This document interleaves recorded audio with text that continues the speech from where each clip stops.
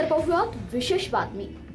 शेळकेवाडीतील शेतकरी कामगार पक्षाच्या युवकांचा भाजप शिवसेनेला जाहीर पाठिंबा।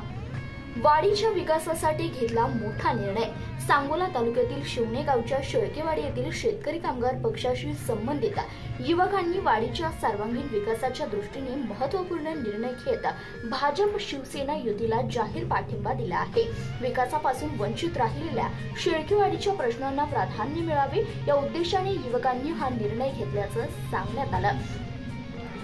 शेळकेवाडीमध्ये रस्ते, पाणीपुरवठा, वीज, समाज मंदिर, स्मशानभूमी, वाचनालय तसेच युवकांसाठी आवश्यक सुविधा अद्याप अपुऱ्या आहेत। या मूलभूत प्रश्नांकडे सातत्याने दुर्लक्ष होत असल्याने वाडीतील युवकांमध्ये नाराजी होती। भाजप शिवसेना युतीच्या माध्यमातून विकास कामांना गती मिळेल असा विश्वास व्यक्त करत युवकांनी एकत्र येत हा पाठिंबा जाहीर केलाय।